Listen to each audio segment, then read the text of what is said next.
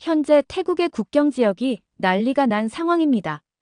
무리한 채굴로 인해 심각한 환경 오염이 발생했지만 태국 정부는 침묵을 지키고 있습니다.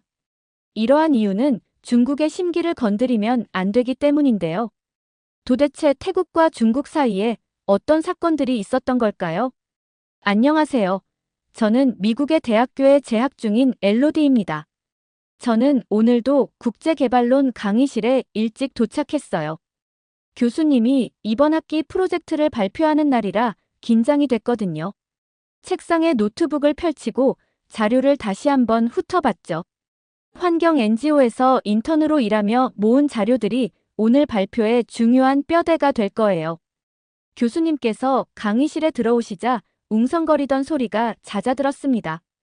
교수님이 첫 문장을 던지셨어요. 물은 인간의 기본권입니다.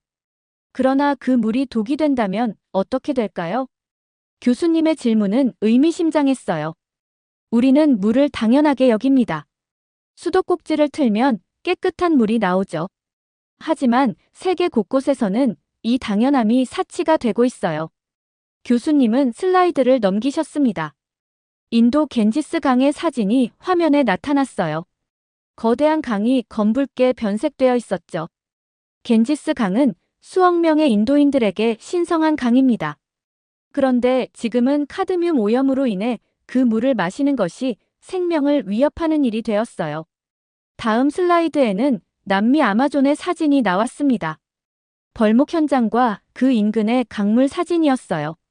아마존에서는 불법 벌목 후 광산 개발이 이어지면서 수은이 강물로 흘러들어갔습니다. 원주민들의 혈액에서 정상치의 5배가 넘는 수은이 검출되었죠. 또 다른 슬라이드로 넘어갔습니다. 아프리카의 어느 마을, 말라붙은 우물가에 모여있는 아이들의 모습이 보였어요. 이 마을에서는 지하수에 비소가 섞여 마을 주민 절반이 만성 중독 증상을 보이고 있습니다. 저도 모르게 숨이 막혔어요. 교수님의 사례들은 항상 가슴을 옥죄었죠. 하지만 다음 말씀에 저는 더욱 주의 깊게 귀를 기울였습니다. 그리고 지금 아시아의 어느 나라에서 이것이 반복되고 있습니다. 태국입니다. 태국 북부 코크강 유역 치앙마이부터 치앙라이까지 주민들은 비소와 중금속이 포함된 물을 마시지 못하고 있습니다. 스크린에는 영상이 재생되었어요. 태국 현지 주민이 카메라를 보며 말하고 있었습니다. 자막이 그의 말을 번역해 주었죠. 나는 이제 생선을 먹을 수 없습니다. 몸속에 독이 쌓일까 두렵습니다.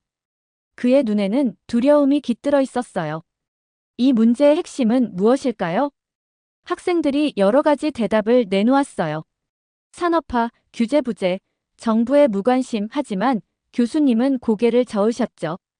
이 오염은 태국 내부 원인이 아닌 국경 너머 미얀마 광산 때문입니다. 교실에 놀라움의 웅성거림이 퍼졌어요. 저도 충격을 받았습니다.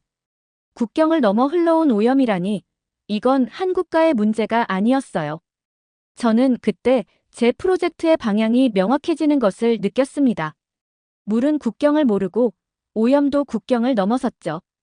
이것은 태국만의 문제가 아니라 국제적인 환경 위기였어요. 교수님께서 프로젝터 화면을 전환하셨습니다. 태국과 미얀마의 국경 지역이었죠. 태국 코크강의 오염 원인을 알기 위해서는 우리가 미얀마 샨주로 시선을 돌려야 합니다. 교수님은 레이저 포인터로 미얀마 북동부 지역을 가리키셨어요. 샨주는 태국 국경과 맞닿아 있는 지역입니다. 이 지역이 왜 중요할까요? 이곳에는 엄청난 광물 자원이 매장되어 있기 때문입니다. 화면이 바뀌었습니다. 광산 현장의 항공 사진들이 연속으로 보였어요. 샨주에는 망간, 금, 그리고 특히 현대기술 산업에 꼭 필요한 희토류 금속이 풍부합니다. 이런 자원은 현대 산업의 핵심 재료죠. 여러분의 스마트폰부터 전기차 배터리까지 모두 이런 광물들이 필요합니다. 그런데 문제는 누가, 어떻게 이 자원을 채굴하느냐입니다. 현재 이 지역에서는 중국 국영 기업 10여 곳이 활동하고 있으며 이들이 보유한 채굴권은 무려 300개가 넘습니다. 슬라이드가 넘어갔습니다. 이번에는 중국 기업들의 로고와 그들의 개발 현황을 보여주는 차트였어요. 이들 기업의 운영 방식에는 세 가지 특징이 있습니다. 교수님은 손가락을 하나씩 펴시며 말씀하셨어요. 첫째, 환경 영향 평가가 전혀 이루어지지 않습니다. 국제 기준에서는 광산 개발 전 반드시 환경 영향 평가를 실시해야 하지만 이 지역에서는 그런 절차가 생략되었죠. 둘째, 광산에서 나오는 폐수를 무단으로 방류합니다. 광석을 채굴하고 정제하는 과정에서 발생하는 화학물질과 중금속이 섞인 폐수를 그대로 강으로 흘려보내고 있습니다. 교수님은 화면을 넘기셨습니다. 이번에는 미얀마 군부 지도자들과 중국 기업 대표들이 악수하는 사진이었어요. 셋째, 가장 심각한 문제입니다. 이 기업들은 미얀마 군부와 직접 거래합니다. 정상적인 정부 채널이나 국제적 감시를 우회해 계약을 체결하죠. 이는 투명성이 전혀 보장되지 않는다는 뜻입니다. 강의실이 조용해졌습니다. 학생들은 충격에 휩싸인 듯 했어요. 이론적인 이야기만으로는 부족합니다. 실제 현장의 상황을 보여드리겠습니다. 교수님은 비디오 클립을 틀었습니다. 영상은 태국과 미얀마 국경 지역의 마을들을 보여주었어요. 이곳은 코크강의 지류가 흐르는 곳이죠. 영상은 강물을 클로즈업했습니다. 물이 자연스러운 청록색이 아닌 불쾌한 색조를 띠고 있었어요. 보시는 것처럼 강물이 변색되었습니다. 이는 철분과 다른 중금속들이 물에 녹아있다는 증거입니다. 다음 장면은 마을 주민들의 인터뷰였습니다. 노인부터 아이까지 그들은 팔과 다리, 등에 생긴 발진과 반점을 카메라에 보여주었어요. 주민들은 피부병과 호흡기 이상 증상을 호소하고 있습니다. 특히 물과 직접 접촉하는 어부들과 농부들의 증상이 심각하죠. 교수님은 태국 뉴스팀이 제작한 특별 르포르타주로 넘어갔습니다. 이 영상은 태국 현지 언론이 촬영한 것입니다. 국경 지역의 실태를 파악하기 위해 기자들이 위험을 감수했죠. 화면에는 충격적인 장면들이 연속해서 나타났습니다. 강가에 떠있는 물고기 사체들, 2개의 꼬리를 가진 기형 어류, 그리고 가장 마음 아픈 장면은 피부병이 생긴 아이들의 모습이었죠. 이 아이들은 오염의 위험성을 모릅니다. 그저 평소처럼 강에서 놀고 있을 뿐이죠. 하지만 그들이 접촉하는 물과 진흙에는 비소, 카드뮴, 망간, 그리고 수은 같은 중금속이 기준치를 초과하여 포함되어 있습니다. 교수님은 비디오를 일시정지시키고 강의실 불을 다시 켰습니다. 학생들의 얼굴에는 충격과 분노가 뒤섞여 있었어요. 이것이 국경을 넘는 환경 오염의 실체입니다. 한 국가의 영토 내에서 벌어지는 일이 다른 국가의 시민들에게 직접적인 해를 끼치고 있죠. 그러나 가장 중요한 질문은 이것입니다. 교수님은 잠시 말을 멈추시고 우리를 바라보셨어요. 왜 이 문제가 국제사회에서 제대로 다루어지지 않고 있을까요? 왜 미얀마와 태국 그리고 중국 사이의 이 심각한 환경 위기가 국제 뉴스의 헤드라인이 되지 않을까요? 저는 손을 들어 질문했습니다. 경제적 이해관계가 환경 문제보다 우선시되기 때문 아닐까요? 교수님은 고개를 끄덕이셨습니다. 그런데 그 경제적 이해관계가 단순히 자원 확보만은 아닙니다. 더 복잡한 지정학적 역학이 작용하고 있죠. 이제 그 부분을 살펴보겠습니다. 갑자기 한 학생이 손을 들었습니다. 교수님, 중국이 어떻게 미얀마에 그렇게 많은 채굴권을 획득할 수 있었나요? 국제사회의 감시는 없었던 건가요? 교수님은 고개를 끄덕이셨습니다. 아주 중요한 질문입니다. 그 배경을 이해해야 문제의 본질이 보이죠.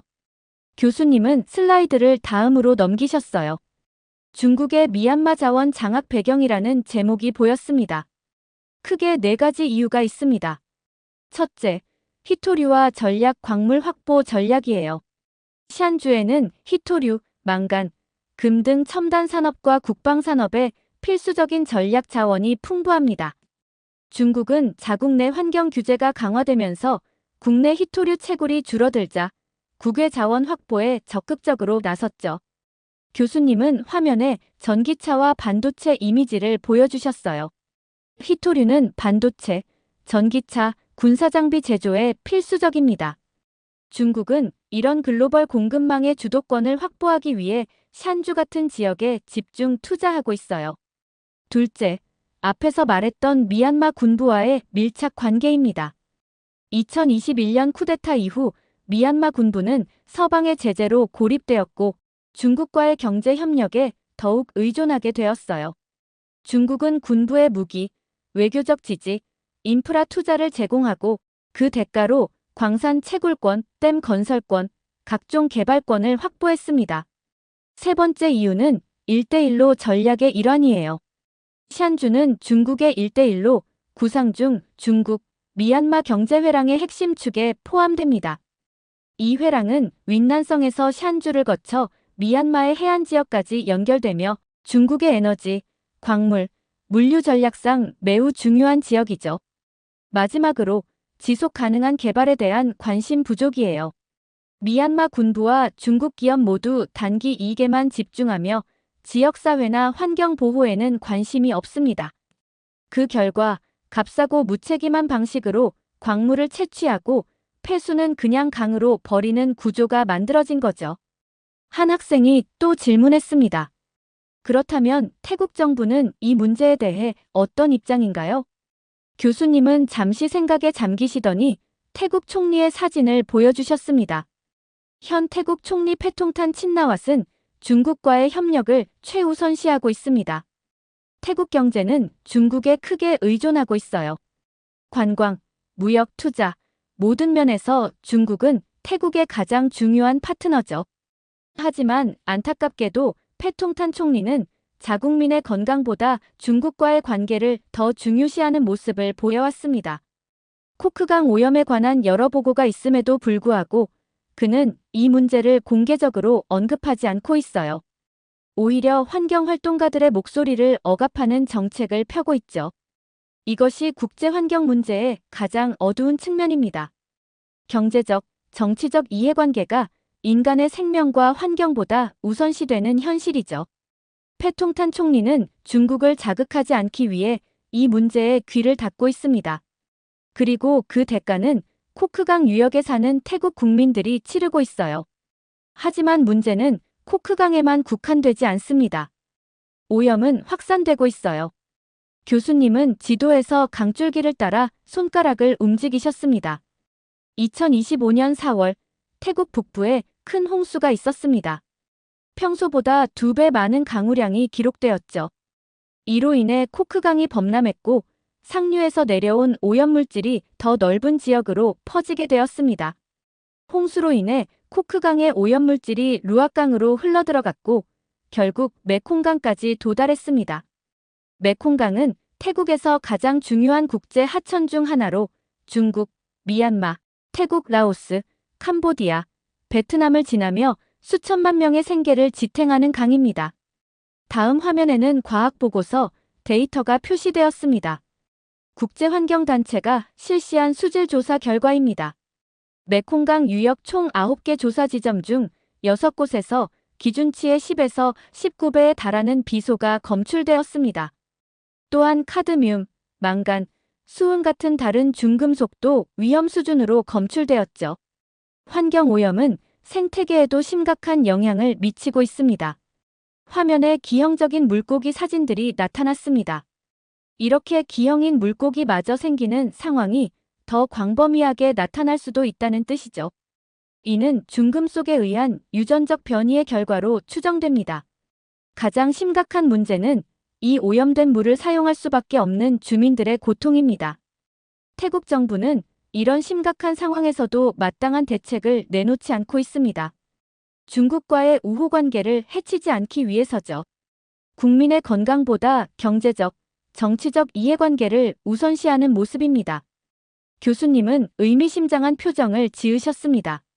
하지만 과거에 태국에 이런 문제를 해결하는 데 도움을 준 나라가 있었습니다. 학생들이 고개를 들고 교수님을 바라보았습니다. 저도 궁금증에 귀를 기울였어요. 바로 한국입니다. 교수님의 얼굴에 희망의 빛이 스쳤습니다. 한국은 물 관리 기술과 국제 협력에서 세계적인 수준을 보여주고 있죠. 과거 태국의 수질 문제를 해결하는 데 중요한 역할을 했던 한국의 사례를 살펴보겠습니다.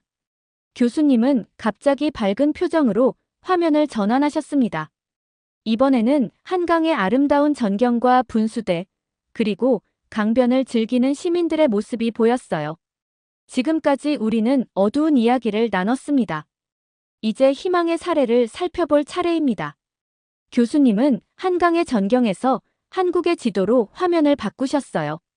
한국은 불과 50년 전만 해도 심각한 수질 오염 문제를 겪었던 나라입니다. 1960년대 급속한 산업화 과정에서 한국의 강들은 오염되었죠. 특히 한강과 낙동강은 산업 폐수와 생활 하수로 몸살을 앓았습니다. 그러나 지금 한국은 세계적인 수질 관리 국가로 인정받고 있습니다.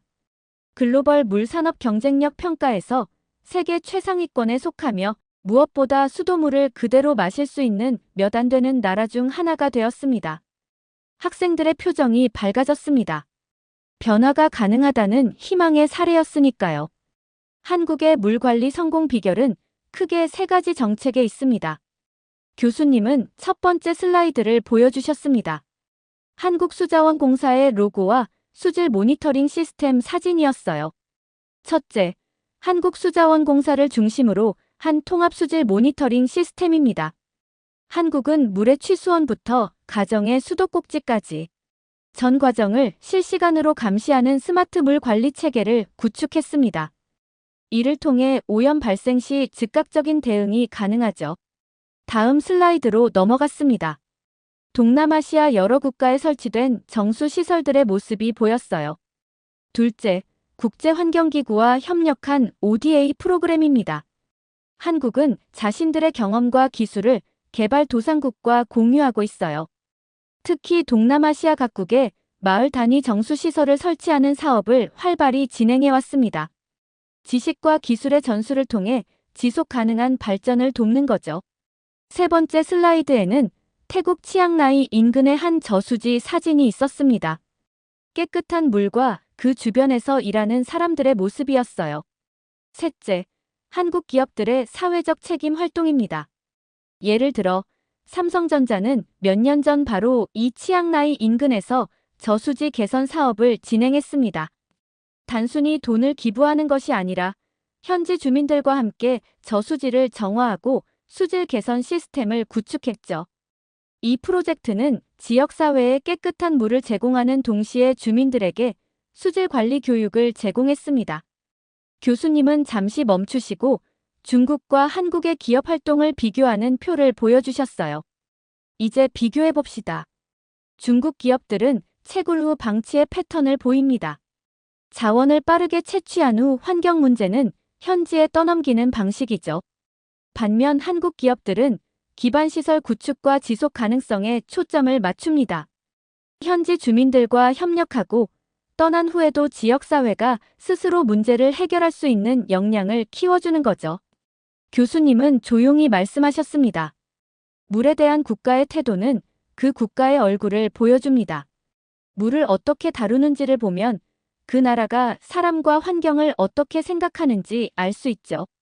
전 교수님의 말씀을 노트에 적으며 생각했습니다. 국가의 물에 대한 태도가 국가의 얼굴이 될 수 있겠구나.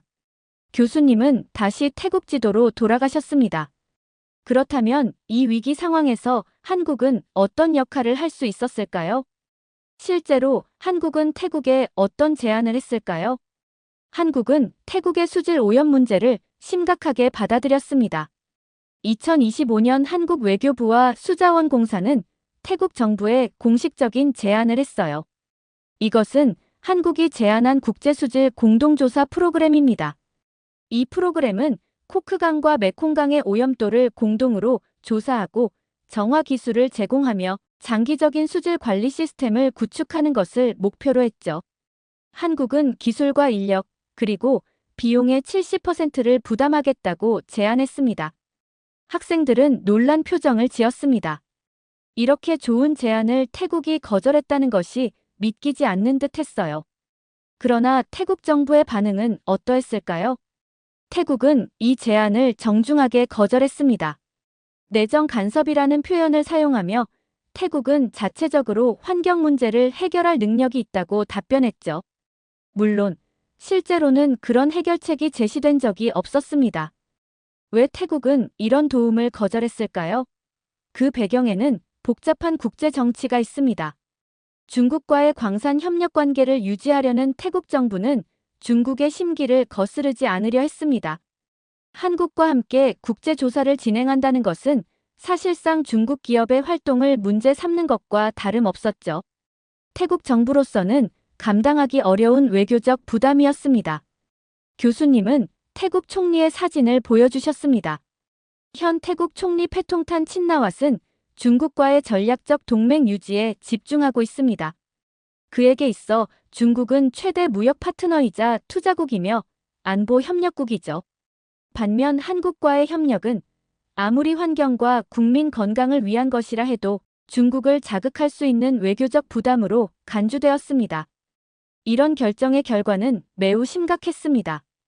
아세안 내부에서 태국에 대한 신뢰가 하락했고 지역 공동 수자원 관리에 관한 논의가 중단되었습니다. 메콩강은 여러 국가를 관통하는 국제 하천이기 때문에 이는 지역 전체의 환경 안보에 타격을 주었죠. 학생 한 명이 손을 들었습니다. 그렇다면 결국 이 문제는 해결되지 않은 채로 남아있나요? 교수님은 고개를 끄덕이셨습니다. 불행히도 그렇습니다. 때로는 외교의 진실이 우리가 바라는 것과는 다르죠. 국가 간의 관계에서는 환경이나 인권보다 경제적, 정치적 이해관계가 우선시되는 경우가 많습니다. 자, 이제 이 사례 연구의 핵심 질문으로 돌아가 봅시다. 이 문제의 책임은 누구에게 있을까요? 중국 기업, 태국 정부, 아니면 무기력한 국제사회일까요? 최근 국제환경 포럼에서 많은 전문가들이 태국을 중국에 굴복하는 나라라고 비판했습니다. 특히 패통탄 친나와 총리의 정책이 자국민의 건강보다 중국과의 관계를 우선시한다는 비판이 거셌죠. 이 보고서에 따르면 태국은 지난 10년간 한국으로부터 상당한 원조와 기술 지원을 받았습니다. 정수시설, 수질 모니터링 시스템, 심지어 치앙마이 대학의 환경공학 프로그램까지 한국의 지원으로 발전했죠. 그런데도 이번 위기에서 태국은 한국의 도움을 거절했습니다. 많은 전문가들은 이것이 은혜를 저버리는 행동이라고 지적합니다. 학생 한 명이 손을 들었습니다. 그렇다면 태국은 지금 잘못된 방향으로 가고 있다는 건가요? 불행히도 단기적인 경제적, 정치적 이익을 위해 장기적인 환경 피해와 국민 건강을 희생하는 것은 분명 잘못된 방향입니다. 더구나 지금까지 도움을 준 국가들과의 신뢰관계를 훼손하는 것은 미래 협력에도 부정적인 영향을 미칠 수 있죠. 교수님은 잠시 생각에 잠기시더니 저를 바라보셨습니다. 엘로디의 의견은 어떤가요? 국제개발론 관점에서 이 사례가 주는 교훈은 무엇일까요? 모든 시선이 저에게로 향했습니다. 저는 천천히 일어서서 제 생각을 정리했어요. 제 생각에는 우리는 기업의 국적을 따질 게 아니라 그 기업이 어떻게 행동했는지를 봐야 합니다. 한국은 물의 길을 지켰고 중국은 독을 흘렸습니다. 국제협력에서 가장 중요한 것은 단순한 이익 공유가 아니라 책임 공유입니다.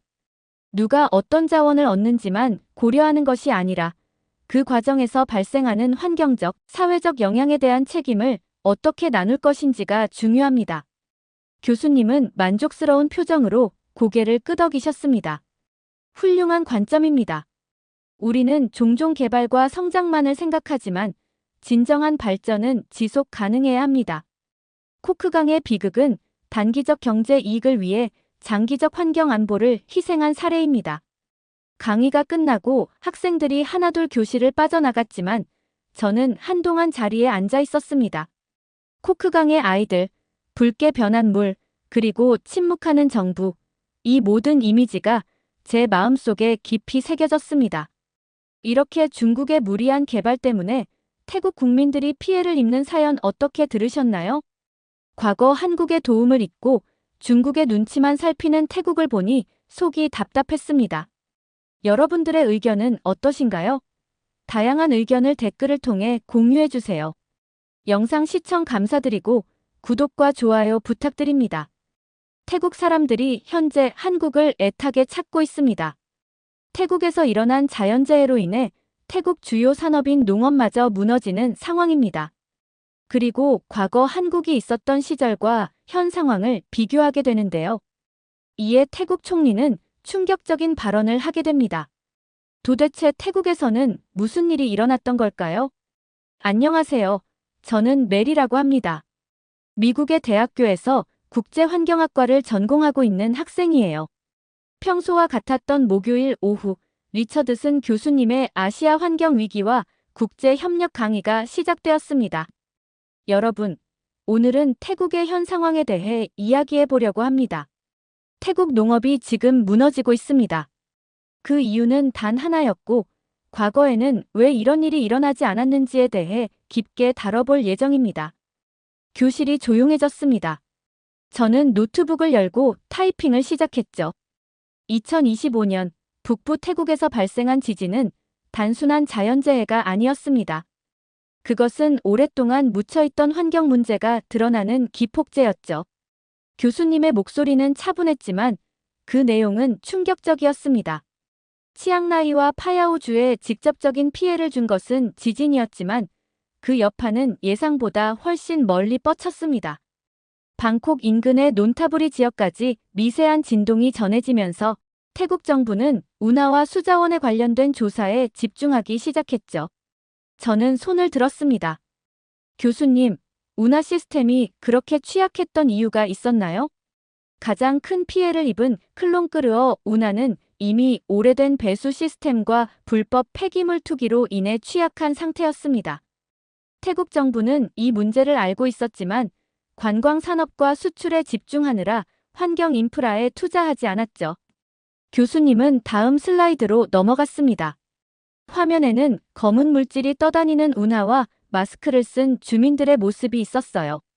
지진 이후 운하 바닥에서 악취가 치솟고 벌레가 번식했으며 쓰레기들이 역류하면서 인근 주민들은 공포에 휩싸였습니다.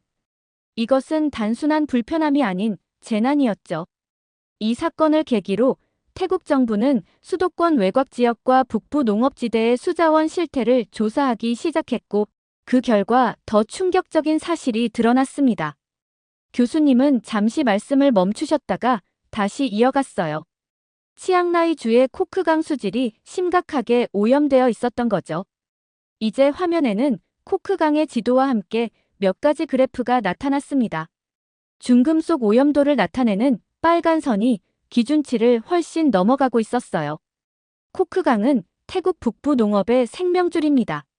수천 명의 농부들이 이 물로 논을 적시고 채소를 키우며 가축을 기릅니다. 그런데 검사 결과 이 물에서는 기준치를 초과하는 비소, 납, 카드뮴 등이 검출되었어요. 저는 충격을 받았습니다. 그렇다면 농산물은 어떻게 되는 거죠? 사람들이 먹는 음식이잖아요. 정확히 짚으셨습니다. 오염된 물로 재배한 작물은 역시 오염됩니다.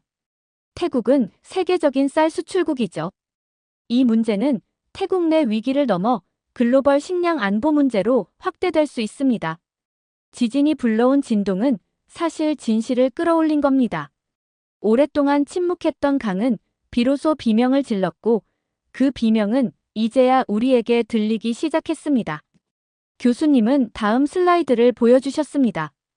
코크강 주변에서 항의하는 농민들의 모습이었어요.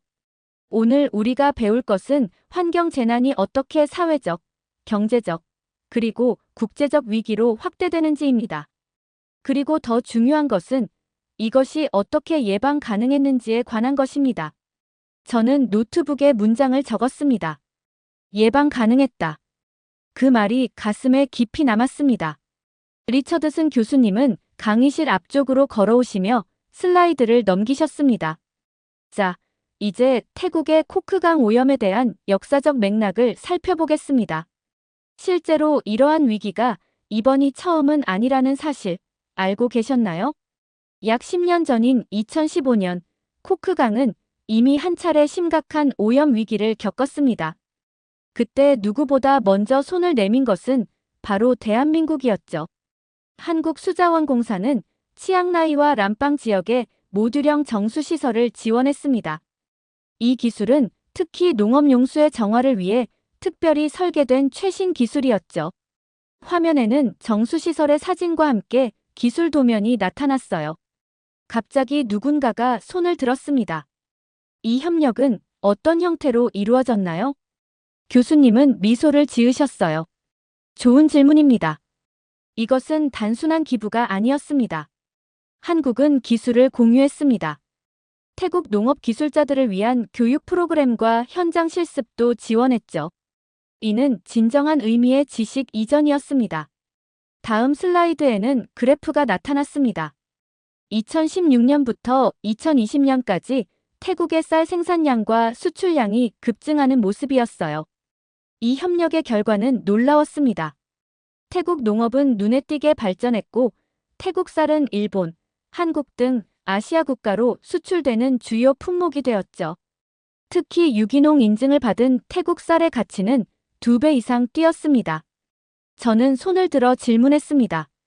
그렇다면 왜 지금 다시 문제가 발생한 건가요? 교수님은 깊은 한숨을 내쉬셨어요. 핵심을 찌르는 질문입니다. 문제는 그 이후에 발생했습니다.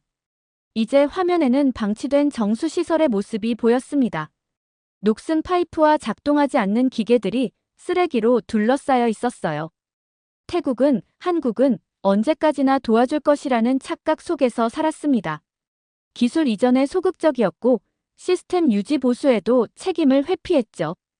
한국이 제공한 교육 프로그램에 참여하는 기술자 수는 점점 줄어들었고 많은 이들이 배운 기술을 실제로 적용하지 않았습니다. 교실 안이 조용해졌습니다. 저는 노트북에 빠르게 타이핑했어요. 2024년 결정적인 전환점이 왔습니다. 패통탄 친나와 총리의 집권과 함께 태국은 친중 정책으로 선회했죠. 교수님은 태국과 중국 정상이 악수하는 사진을 보여주셨어요. 패통탄 정부는 중국의 1대1로 이니셔티브에 적극 동참했습니다. 반면 한국과의 외교, 경제 협력은 축소되었죠. 그 결과 수자원 협력 사업도 중단되었고 이미 설치된 설비는 방치되기 시작했어요. 저는 고개를 저었습니다. 이런 식의 환경 협력 실패는 제가 전공 수업에서 배운 많은 사례와 비슷했어요. 기술만큼이나 중요한 것은 지속 가능한 관리와 책임이라는 걸 다시 한번 깨달았습니다. 2024년 한국 정부는 마지막 경고를 보냈습니다. 정수시설이 제대로 관리되지 않으면 심각한 결과를 초래할 것이라고요. 하지만 태국 정부는 이를 정치적 간섭으로 간주하고 무시했습니다. 교수님은 새로운 슬라이드를 보여주셨어요. 2025년에 발생한 지진의 진원지와 피해 지역을 나타낸 지도였습니다. 이 지진은 치앙라이와 파야오주에 직접적인 피해를 주었지만 그 여파는 예상보다 멀리 뻗쳤죠. 방콕 인근의 논타부리까지 진동이 전해지면서 오래된 운하 시스템이 흔들리기 시작했습니다. 저는 이미 들었던 내용이 다시 언급되는 것을 보고 좀 더 주의 깊게 경청했어요. 클롱끄르어 운하에서 악취가 치솟고 벌레가 번식하기 시작했습니다. 주민들의 항의가 이어지자 태국 정부는 마지못해 수자원 실태 조사에 나섰죠. 그리고 그 과정에서 코크강의 심각한 오염 상태가 공식적으로 밝혀진 겁니다. 교수님은 다음 슬라이드로 넘어갔습니다. 현재 코크강의 오염된 모습과 함께 태국 농부들의 인터뷰 영상이었어요. 그리고 지금 태국은 그때 왜 배우지 않았을까라는 후회 속에서 길을 잃고 있습니다. 영상에서 한 농부가 말했습니다. 한국 사람들이 우리에게 준 기계는 정말 좋았어요. 물이 깨끗해졌고 우리 작물도 잘 자랐습니다. 하지만 우리는 그것을 관리하는 법을 제대로 배우지 않았어요. 정부는 모든 것이 괜찮다고 말했지만 이제 우리는 다시 더러운 물로 농사를 짓고 있습니다. 교수님은 영상을 멈추시고 강의실을 둘러보셨어요. 이것이 국제협력의 가장 슬픈 모습입니다. 단기적인 정치적 이익을 위해 장기적인 환경 협력을 희생시키는 것이죠. 국제협력에서 기술 이전은 시작에 불과합니다. 진정한 성공은 그 기술을 자국의 것으로 만들고 지속적으로 발전시키는 데 있습니다. 이것이 바로 태국이 실패한 지점이죠. 교수님은 다음 주제로 넘어가셨습니다. 화면에 코크강 주변의 논과 농경지를 보여주는 영상이 재생되었어요. 이제 우리는 이 환경 위기가 실제 사람들의 삶에 어떤 영향을 미치고 있는지 살펴볼 필요가 있습니다. 코크강은 단순한 강이 아닙니다.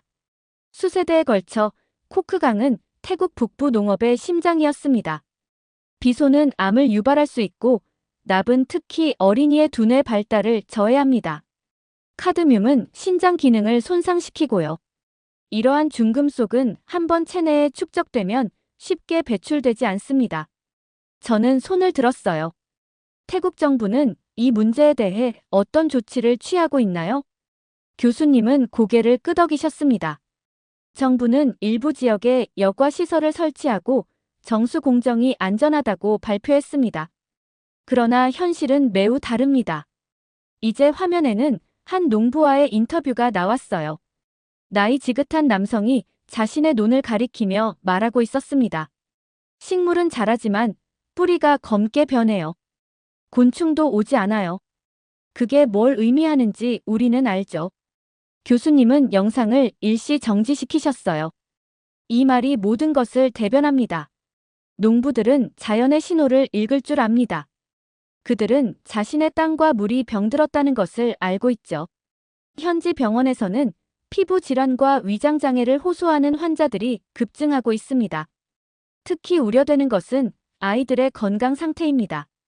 최근 실시된 건강검진에서 많은 아이들의 소변에서 비정상적인 중금속 수치가 확인되었어요. 교실 안은 무거운 침묵에 잠겼습니다. 저는 이런 환경 재앙이 실제 사람들의 삶에 미치는 영향을 실감했어요. 그렇다면 정부의 공식 입장은 무엇인가요? 교수님은 씁쓸한 웃음을 지으셨어요. 수도국은 탁도는 0.51로 기준치 이하라는 수치만 내세우고 있습니다.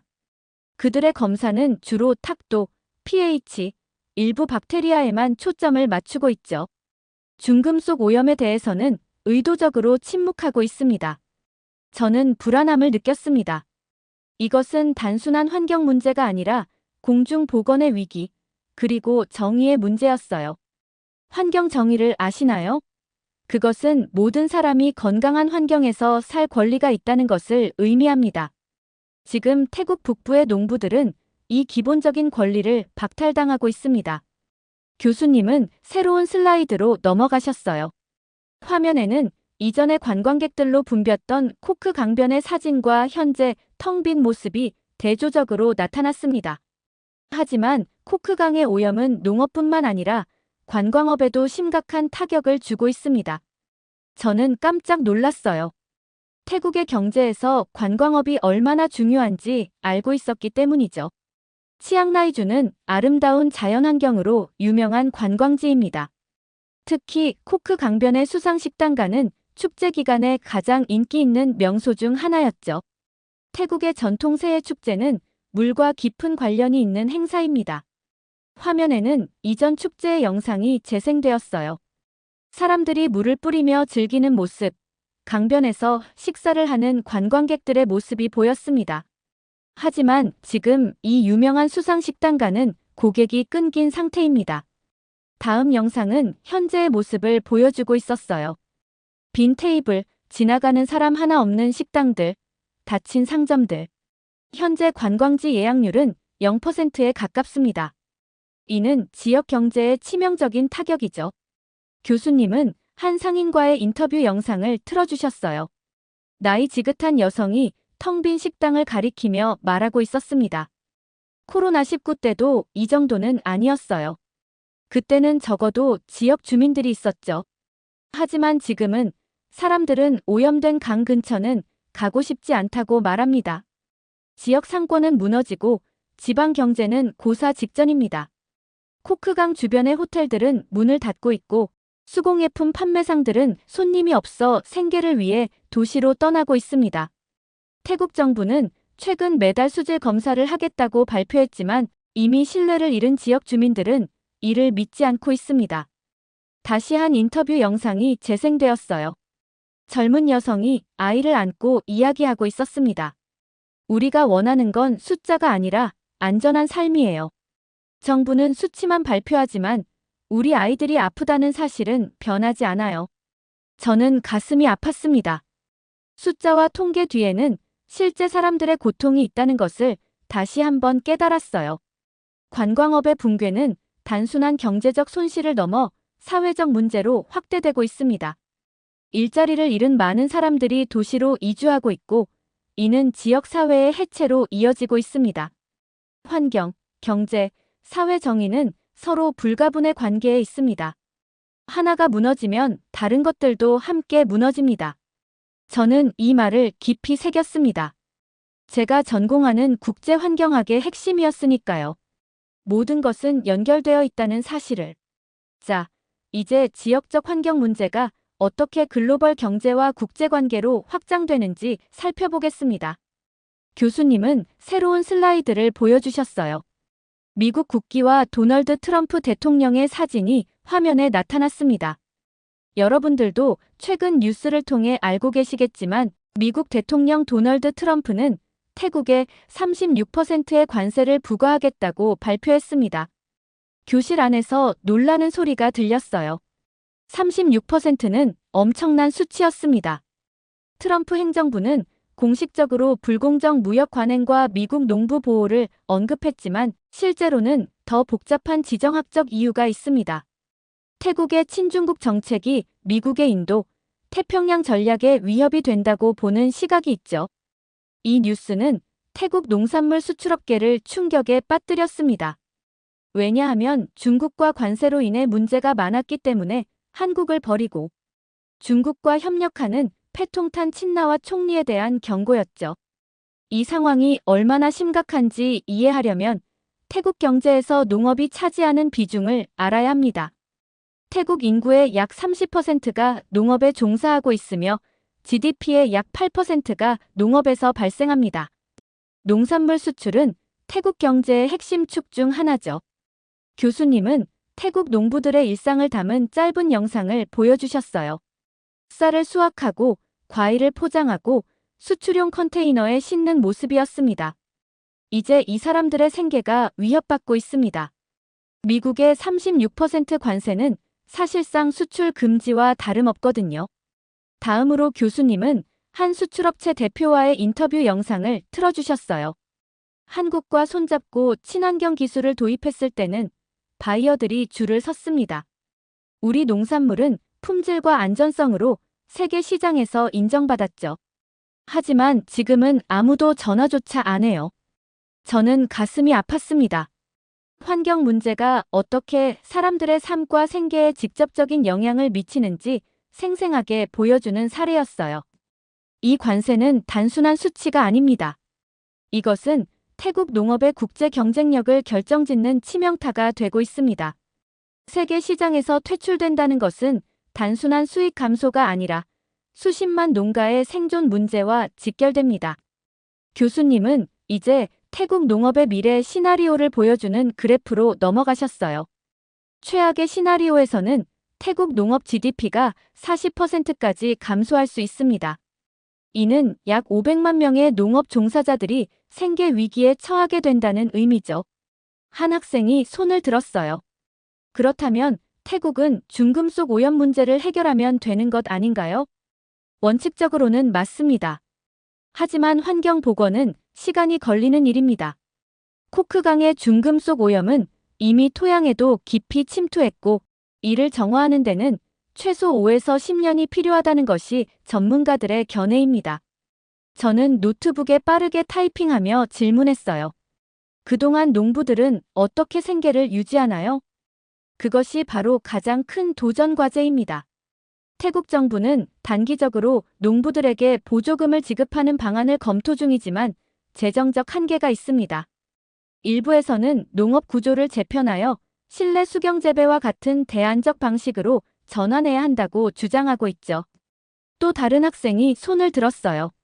미국과 태국 사이의 무역 협상은 진행되고 있나요? 현재로서는 어려워 보입니다. 트럼프 대통령은 첫 임기부터 보호무역주의를 강조해왔고 취임 이후 그 기조를 더욱 강화하고 있습니다. 태국의 패통탄 총리와 트럼프 대통령 사이의 외교적 관계도 원활하지 않은 상황이고요. 교수님은 마지막 슬라이드를 보여주셨어요. 그것은 국제무역, 환경, 농업이 서로 연결된 복잡한 다이어그램이었습니다. 오늘 우리가 배운 것은 환경 문제가 결코 고립된 현상이 아니라는 점입니다. 지역적인 수질 오염이 어떻게 국제무역, 외교관계, 그리고 수백만 명의 삶에 영향을 미치는지 보았습니다. 교수님은 강의를 마무리하기 전에 마지막 주제로 넘어가셨어요. 화면에는 태국 총리 패통탄 친나왓과 중국 지도자의 회담 장면이 보였습니다. 자, 이제 태국이 직면한 선택에 대해 이야기해 보겠습니다. 선택의 시간, 중국의 그림자, 한국의 기억. 패통탄 친나왓 총리는 국영방송 연설을 통해 태국 농업을 다시 살릴 수 있다고 주장했습니다. 교수님은 총리의 연설 영상을 틀어주셨어요. 패통탄 총리는 자신감 넘치는 표정으로 말하고 있었습니다. 우리는 이 위기를 극복할 것입니다. 코크강은 다시 깨끗해질 것이고 우리의 농산물은 세계 시장에서 경쟁력을 회복할 것입니다. 우리에게는 강력한 파트너가 있습니다. 교수님은 영상을 멈추시고 말씀하셨어요.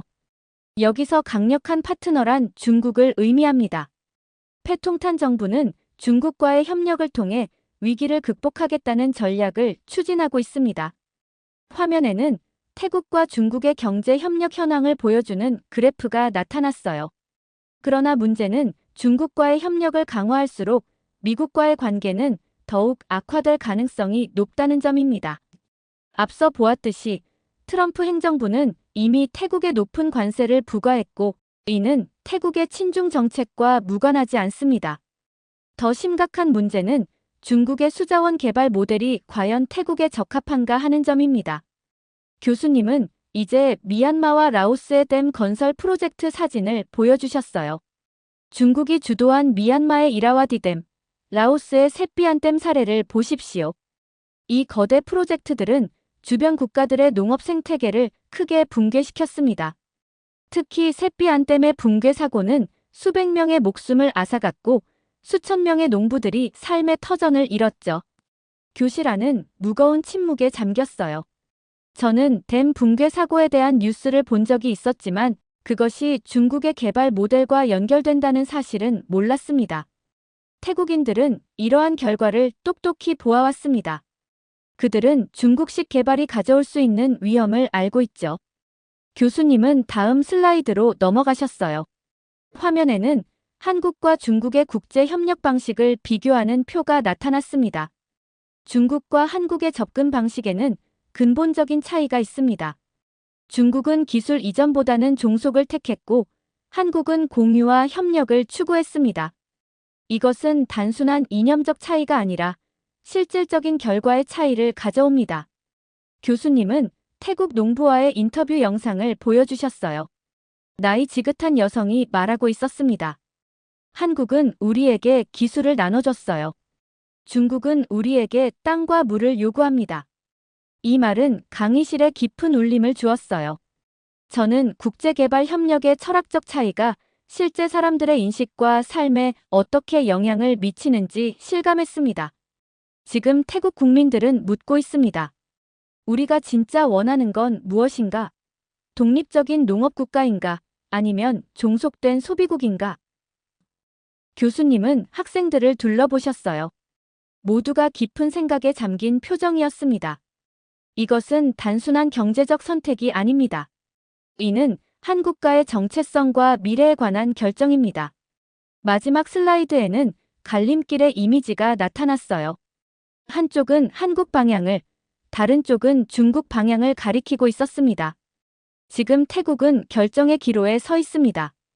다시 한국과 같은 파트너를 선택할 것인지, 아니면 중국의 그림자 속으로 더 깊이 들어갈 것인지. 이 선택은 태국의 환경, 경제, 그리고 미래 세대의 삶을 결정할 것입니다. 강의가 끝나고 학생들이 하나둘 자리에서 일어났지만 저는 여전히 생각에 잠겨 있었어요. 국제환경학을 공부하면서 오늘 배운 내용처럼 환경 문제가 국가의 운명을 좌우할 수 있다는 사실을 이렇게 생생하게 느낀 적은 없었습니다. 노트북을 닫으며 생각했어요. 선택은 결국 가치관의 문제다. 태국은 어떤 가치를 우선시할 것인가? 이렇게 한국의 수자원 기술 지원이 사라진 태국의 사연 어떻게 들으셨나요? 기술 이전도 중요하지만 자기 것으로 만드는 것도 굉장히 중요하다고 느꼈고 중국과 협력을 하면서 계속 나라의 경제를 깎아먹는 태국 총리의 현 상황을 잘 알게 되었습니다. 여러분들의 의견은 어떠신가요? 다양한 의견을 댓글을 통해 공유해주세요. 긴 영상 시청해주셔서 감사드리고 영상 재미있으셨다면 구독과 좋아요 부탁드립니다. 태국이 현재 한국을 상대로 충격적인 정책을 내놓았습니다. 태국 공항에서부터 호텔까지 한국인들을 대놓고 차별하고 태국은 한국인이 필요 없다고 말하면서 다른 국가를 찬양하고 있습니다. 도대체 태국에서는 어떤 정책을 내놓은 걸까요? 안녕하세요. 저는 헤일리라고 합니다. 워싱턴 포스트의 국제부 특파원으로 5년째 아시아 지역을 담당하고 있어요. 그동안 한국, 일본, 중국을 오가며 다양한 기사를 써왔죠. 사실 태국은 제가 휴가로 자주 찾던 곳이었는데 최근 취재 의뢰가 들어와 업무차 방문하게 되었습니다. 헤일리, 태국에서 뭔가 이상한 일이 벌어지고 있어. 한국인들이 불공정한 대우를 받고 있다고 해. 편집장의 메일을 받은 건 2달 전이었어요. 처음에는 단순한 소문이라 생각했습니다. 하지만 제보가 계속 들어오기 시작했죠. 한국인 관광객들이 태국 현지에서 차별을 경험했다는 이야기들이었어요. 공항에서 입국할 때 한국인들만 별도로 심사를 받아요.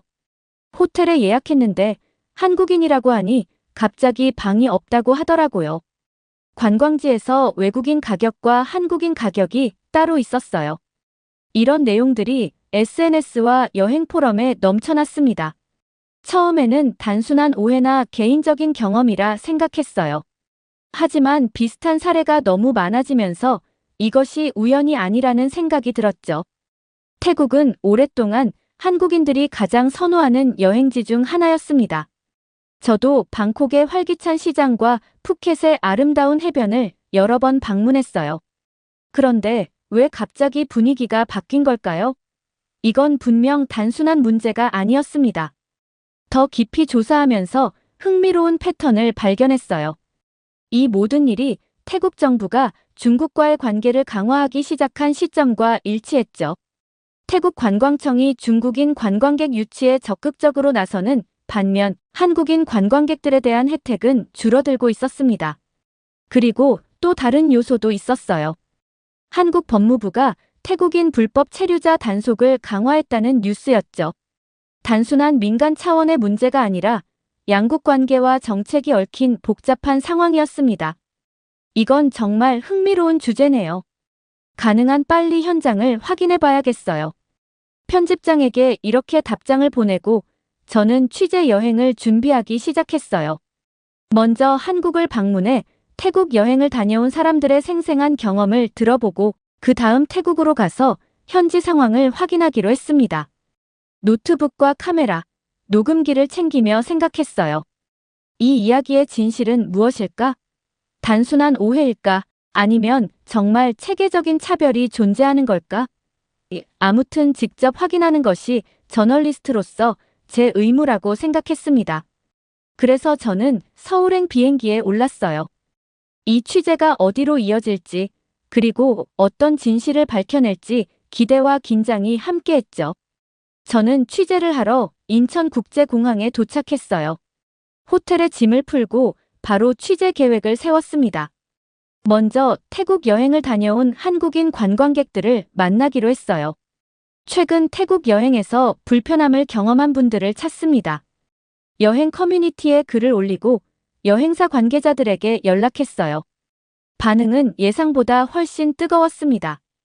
하루 만에 수십 명이 저에게 연락을 주셨죠. 강남의 한 카페에서 첫 인터뷰를 진행했어요. 헤일리 씨, 저는 10년 넘게 태국을 다녀왔어요. 예전에는 태국 사람들이 한국인에게 친절했는데 최근에는 완전히 달라졌어요. 김미영 씨는 지난달 방콕 여행에서 느낀 불편함을 털어놨습니다. 수완나품 공항에 도착했을 때부터 이상했어요. 한국인들만 별도 심사대로 안내하더니 서류 검사가 유독 오래 걸렸죠. 중국인들은 빠르게 통과하는데 말이에요. 다른 여행객들도 비슷한 경험을 이야기했어요. 박준호 씨는 푸켓 리조트에서 겪은 일을 설명했습니다. 체크인할 때 갑자기 한국인은 보증금을 추가로 내야 한다고 하더라고요. 옆에서 체크인하던 서양인들과 중국인들은 그런 요구를 받지 않았어요. 명백한 차별이었죠. 서울 시내 여러 카페와 레스토랑을 돌아다니며 인터뷰를 이어갔어요. 기록한 사례가 30건을 넘어갈 때쯤 뚜렷한 패턴이 보이기 시작했습니다. 쇼핑몰에서 중국인 단체 관광객에게는 특별 할인을 제공하는데 한국인에게는 그런 혜택이 없었어요. 스파 예약을 하려고 했는데 한국인이라고 하니 갑자기 예약이 다 찼다고 하더라고요. 레스토랑에서 한국인에게만 더 비싼 메뉴판을 준다는 얘기도 들었어요. 태국 관광청 서울지사에서 일하는 관계자도 만났습니다. 그는 조심스럽게 이야기를 꺼냈어요. 공식적으로 확인된 바는 없지만 태국 정부가 중국 관광객 유치에 집중하면서 한국인 관광객에 대한 관심이 줄어든 건 사실입니다. 그리고 여행사 대표와의 인터뷰에서 결정적인 정보를 얻었어요. 태국의 일부 호텔과 상점들은 한국인들이 소비력이 높다는 것을 알고 있어요.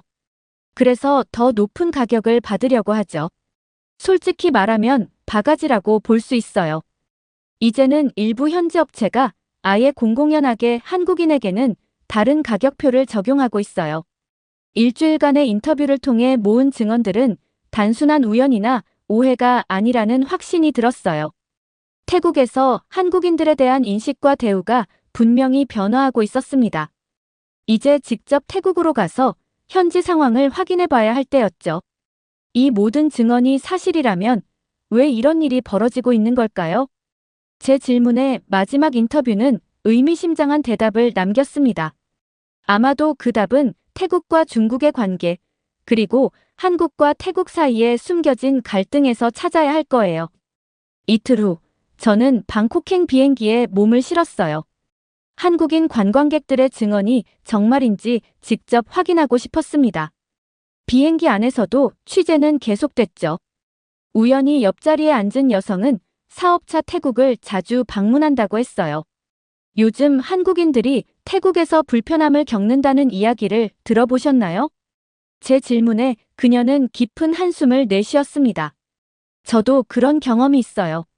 3개월 전부터 눈에 띄게 달라졌어요. 특히 입국 심사가 너무 까다로워졌죠. 6시간의 비행 끝에 수완나품 국제공항에 도착했어요. 비행기에서 내리자마자 제 눈에 들어온 건 공항 곳곳에 걸린 중국어 안내판이었습니다. 한국어 안내는 찾기 어려웠죠. 입국 심사대로 향하면서 저는 의도적으로 한국인 관광객들 사이에 섞였어요. 여권을 한국 여권으로 속이지는 않았지만 한국어를 몇 마디 섞어가며 그들과 자연스럽게 대화를 시도했습니다. 그리고 예상했던 광경이 펼쳐졌어요. 입국 심사대는 여러 줄로 나뉘어 있었는데 한 줄은 유독 길게 늘어서 있었습니다. 그리고 그 줄에는 대부분 한국인들이 서 있었어요. 입국 심사 직원들은 다른 국적의 여행객들은 빠르게 통과시키는 반면 한국인들에게는 추가 질문과 서류 요청을 하고 있었죠.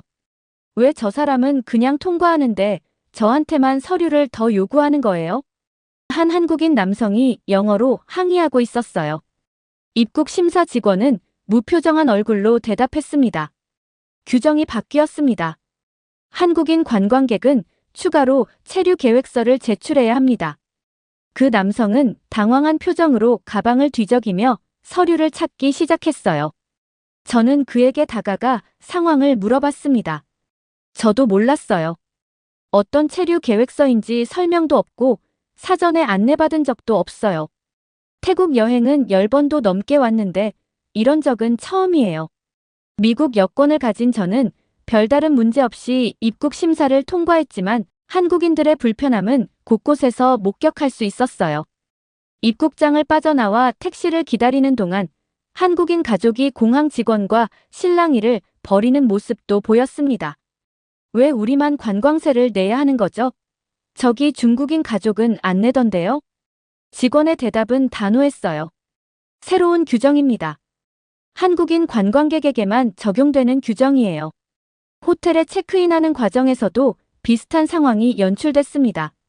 제 앞에 선 한국인 커플은 예약을 확인받는데 어려움을 겪고 있었어요. 죄송합니다만 한국인 고객은 추가 보증금이 필요합니다. 호텔 규정이에요. 어쩔 수 없이 카드를 내밀었죠. 제 차례가 되자 똑같은 직원은 미소를 지으며 말했어요. 환영합니다. 헤일리 씨 추가 요금은 없습니다. 호텔 로비에서 만난 태국인 가이드에게 이런 상황에 대해 물어봤어요. 사실 최근에 태국 정부가 중국과의 관계를 강화하면서 관광 정책도 많이 바뀌었어요. 중국인 관광객에게는 더 많은 혜택을 주고 한국인들에게는 약간의 제한을 두는 편이죠. 그는 조금 망설이다가 말을 이었습니다. 솔직히 말하면 한국에서 태국인들이 불법 체류 문제로 어려움을 겪고 있다는 이야기가 많아요. 그래서 일종의 보복 심리가 작용하는 것 같기도 해요. 다음 날, 저는 방콕 시내의 유명 관광지를 돌아다니며 더 많은 사례를 수집했어요. 그랜드 팰리스 입구에서는 한국인 관광객에게만 추가 입장료를 요구하는 모습을 목격했고, 쇼핑몰에서는 중국인 단체 관광객에게 VIP 대우를 해주는 반면, 한국인 관광객에게는 특별한 서비스가 없었습니다. 이런 상황이 계속된다면 한국인들이 태국 여행을 꺼리게 될 것이 분명해 보였어요. 그렇다면 태국 정부는 이런 문제를 정말 모르고 있는 걸까요? 아니면 의도적으로 이런 정책을 펼치고 있는 걸까요? 저는 이 의문을 풀기 위해 태국 정부 관계자를 만나기로 결심했습니다.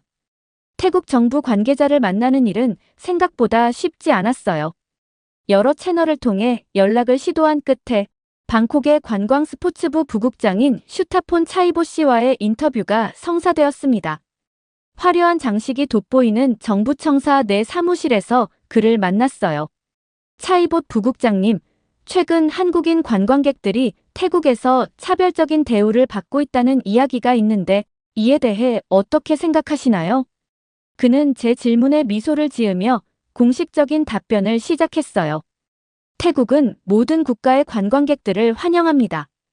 특별히 한국인 관광객만 차별적으로 대하는 정책은 없어요. 하지만 대화가 계속되면서 차이봇 부국장의 말에서 미묘한 변화가 느껴졌습니다. 다만 현재 태국 정부는 관광시장 다변화를 위해 노력하고 있어요. 특히 중국 시장에 집중하고 있죠. 그는 자리에서 일어나 벽에 걸린 대형 차트를 가리켰어요. 그래프에는 각 국가별 관광객 수와 경제적 효과가 표시되어 있었는데 중국이 압도적으로 1위를 차지하고 있었습니다. 보시다시피 중국 관광객의 규모는 다른 어떤 국가보다 큽니다. 코로나19 이후 태국 관광업 회복에 있어 중국 시장은 핵심이에요. 그래서 중국인 관광객들에게 특별한 혜택을 제공하고 계신가요? 차이봇 부국장은 잠시 망설이다가 솔직하게 대답했어요. 네, 현재 태국 정부는 중국인 관광객들에게 비자 면제 혜택을 제공하고 관광세 면제까지 진행할 예정입니다. 시진핑 주석과 패통탄 친나와 총리 만남 이후 양국 간 관광 협력이 크게 강화되었어요. 그럼 한국인 관광객은요? 그 부분은 아직 논의되지 않았습니다. 차이봇 부국장의 사무실을 나온 후 저는 태국 관광청의 마케팅 담당자인 파낙 퐁차이 씨와 비공식적인 자리를 가졌어요. 커피숍에서 만난 그는 좀 더 솔직한 이야기를 들려주었습니다. 실은 최근 태국의 외교 정책에 큰 변화가 있었어요. 중국과의 관계 강화가 최우선 과제가 되었죠. 관광뿐만 아니라 경제, 군사 분야에서도 협력이 깊어지고 있어요. 그의 설명에 따르면 태국 정부는 중국 퍼스트 정책을 은근히 시행하고 있었습니다. 이는 관광업계에서도 분명하게 드러나고 있었어요. 호텔과 쇼핑몰에서 중국어 안내판이 크게 늘었고 중국인 관광객을 위한 전용 서비스가 확대되고 있어요. 반면 한국어 안내문은 점점 사라지고 있죠. 실제로 제가 머물던 호텔 로비에도 한 달 전까지만 해도 있었다는 한국어 안내판이 사라져 있었어요. 대신 중국어 안내판은 더 커지고 눈에 띄는 위치로 옮겨져 있었죠. 판학은 낮은 목소리로 덧붙였어요. 솔직히 말하면 태국 정부는 한국과의 관계보다 중국과의 관계를 더 중요하게 생각하고 있어요. 중국이 제공하는 경제적 이익과 정치적 지원이 훨씬 크니까요. 다음 날, 저는 방콕의 유명 쇼핑 지역인 시암스퀘어를 방문했어요. 대형 백화점 입구에는 중국인 관광객을 위한 특별 할인 안내문이 크게 붙어 있었고 VIP 라운지도 마련되어 있었습니다. 예전에는 한국인 관광객을 위한 특별 서비스도 있었다고 하는데 이제는 찾아볼 수 없었어요. 태국 정부의 이런 정책 변화는 단순히 관광 산업에 국한된 것이 아니라 더 넓은 외교적, 경제적 전략의 일부라는 사실이 점점 명확해졌습니다. 하지만 이런 변화가 한국인들에 대한 차별적 대우로까지 이어지게 된 이유는 무엇일까요? 저는 그 실마리를 찾기 위해 다음 단계의 취재를 준비했어요. 실마리를 찾기 위해 저는 방콕의 고급 호텔가로 향했어요. 5성급 호텔들이 밀집한 수쿰빗 지역의 한 호텔 로비에서 저는 프런트 직원인 수파차이 씨를 만났습니다. 처음에는 공식적인 답변만 하던 그도 취재 목적을 설명하고 익명을 보장하자 솔직한 이야기를 들려주었어요. 사실 최근 태국 호텔업계에서는 고객 국적별 차등 요금제가 은근히 퍼지고 있어요. 그는 주변을 살피며 낮은 목소리로 말했습니다. 어떤 식으로 운영되는 건가요? 한국인들은 여행지에서 1인당 평균 소비 금액이 높은 편이에요. 룸서비스도 많이 이용하고 호텔 내 부대시설 이용률도 높죠. 그래서 일부 호텔과 상점들은 한국인들을 대상으로 더 높은 가격을 책정하기도 합니다. 저는 놀라움을 감추지 못했어요. 그게 가능한가요? 차별 아닌가요? 표면적으로는 프리미엄 서비스 같은 이름으로 포장하죠. 하지만 실상은 같은 서비스에 더 비싼 가격을 받는 경우가 많아요. 더 충격적인 사실도 들었습니다. 일부 리조트에서는 한국인 예약을 아예 받지 않는다는 소문도 있던데요. 수파차이는 잠시 망설이다가 대답했어요. 그건 공식적으로 인정할 순 없지만 내부적으로는 그런 방침이 있는 곳도 있죠. 특히 한국인 단체 관광객 예약은 꺼리는 경향이 있어요. 왜 그런 거죠? 한국인 관광객들이 문제를 일으키나요? 전혀 그렇지 않아요. 오히려 한국인 손님들은 예의 바르고 팁도 잘 주는 편이에요. 문제는 최근 태국 정부의 방침이에요. 중국 관광객 유치에 집중하다 보니 한국인 관광객에 대한 배려가 줄어들었죠. 이 말은 제가 이전에 들은 이야기와도 일맥상통했어요.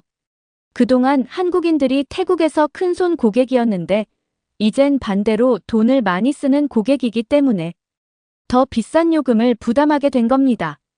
다음 날 저는 태국 관광업계의 베테랑인 프라유 씨를 만났어요. 그는 20년 넘게 관광 가이드로 일해온 경험자였죠. 예전에는 한국인 관광객들이 정말 환영받았어요. 한국의 경제가 발전하면서 태국을 찾는 한국인들이 크게 늘었고 소비력도 높았거든요. 하지만 최근 2, 3년 사이 상황이 달라졌어요.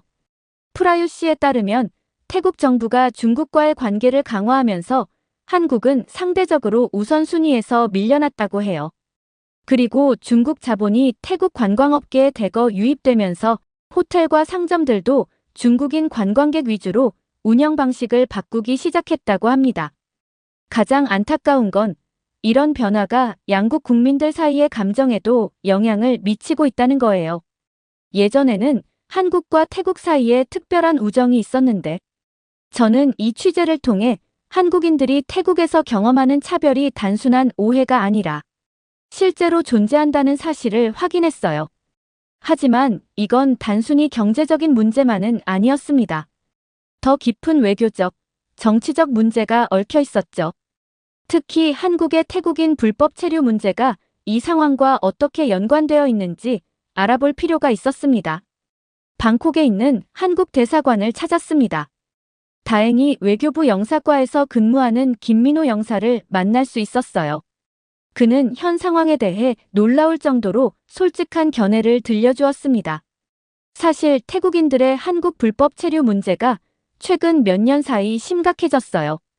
2024년부터 한국 법무부가 태국인 입국자에 대한 심사를 강화했고, 이게 양국 관계에 영향을 미쳤죠.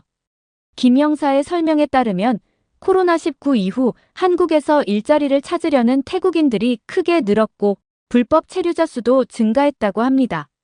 한국 정부가 태국인들에게 까다로운 서류를 요구하고 입국을 거부하는 사례가 늘었어요.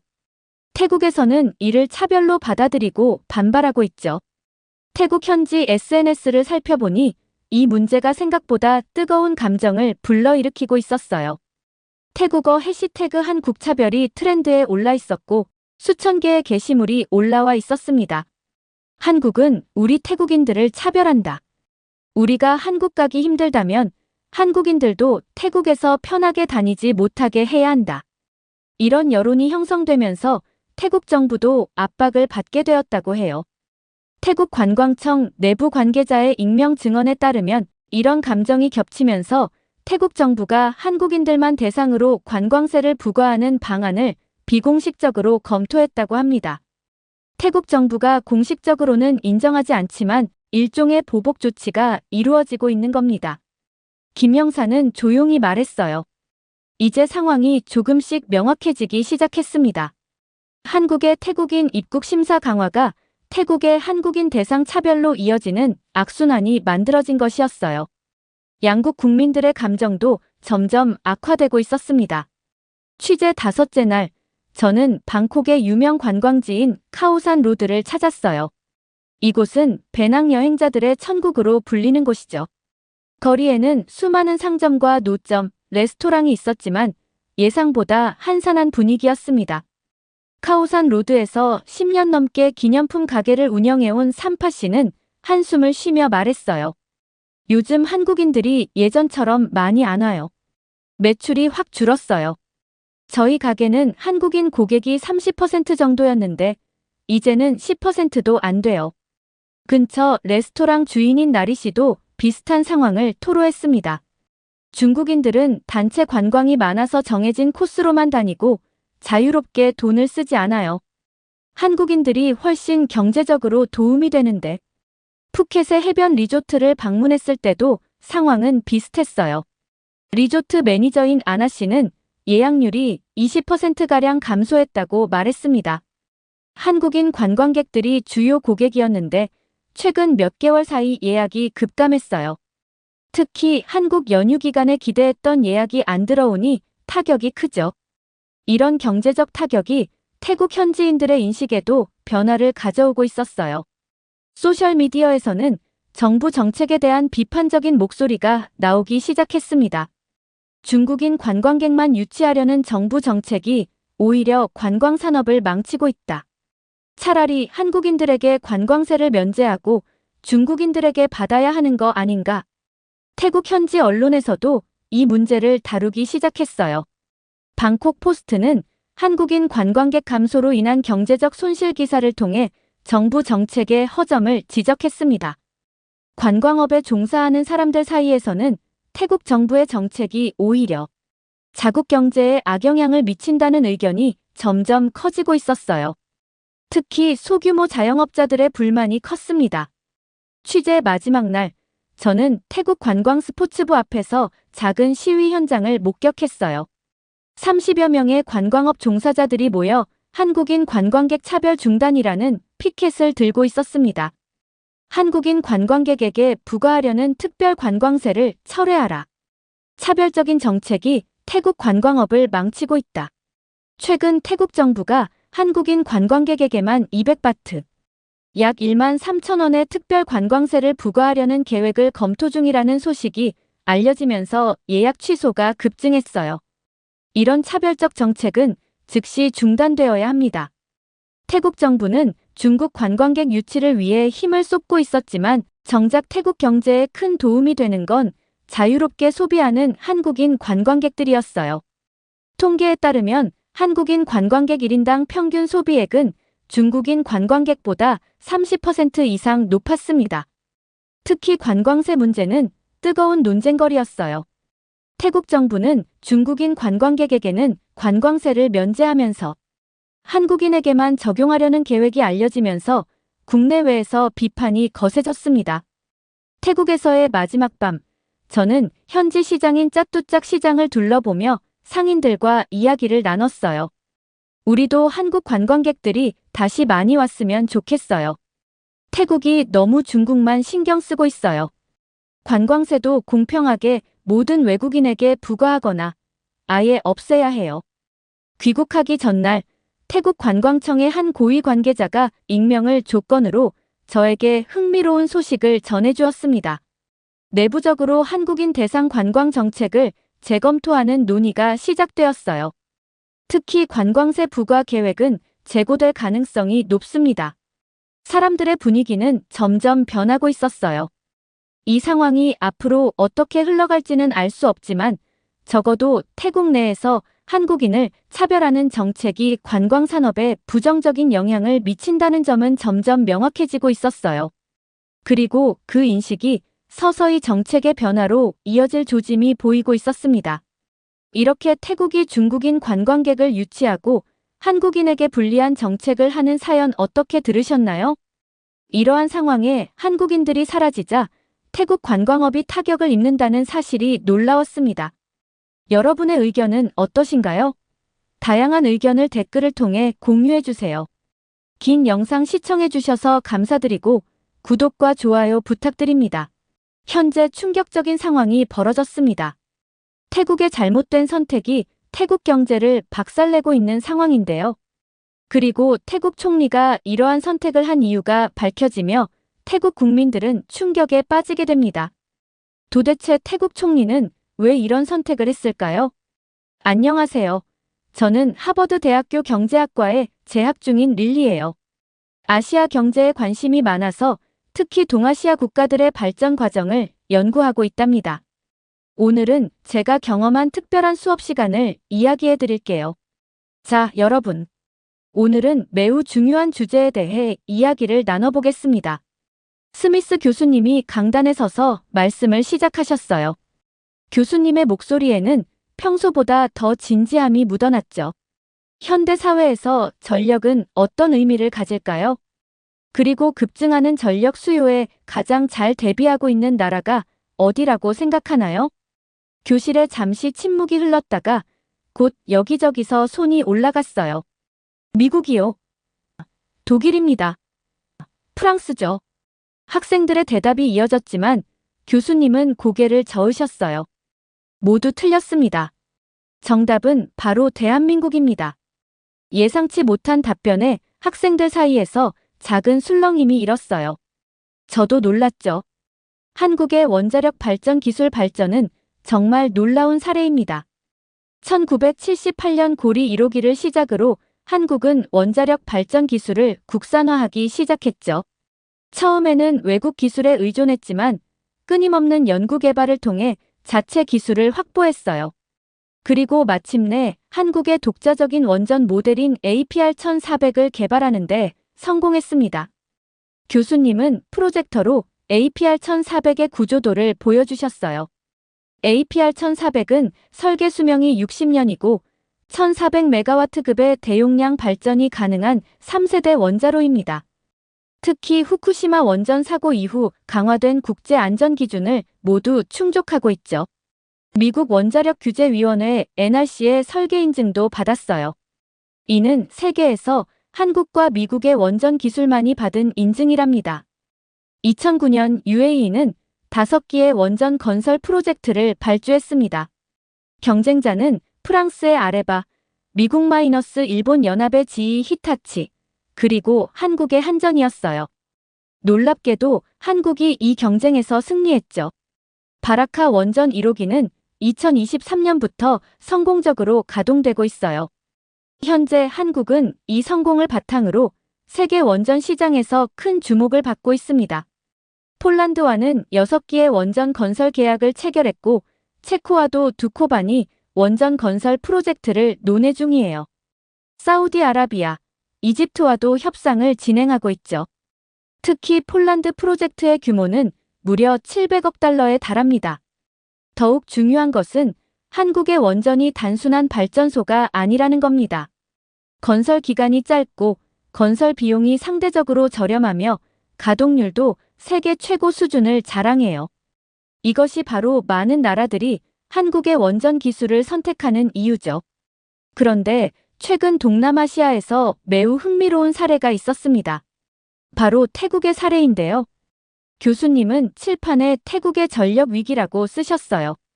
2020년대 후반, 태국은 급격한 산업화와 도시화로 전력 수요가 폭증했습니다.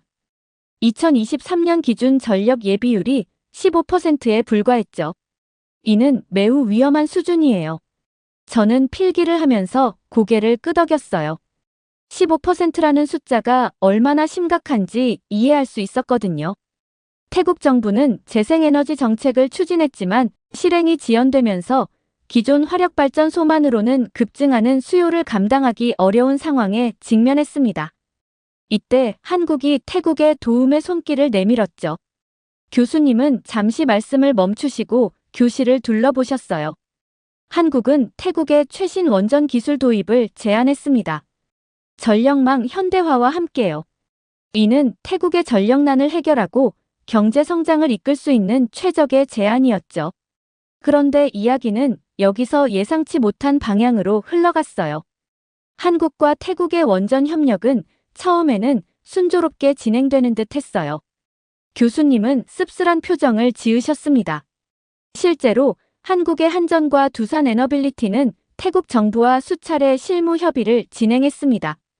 APR 1400기기 건설과 함께 태국의 노후화된 전력망을 현대화하는 종합 프로젝트였죠.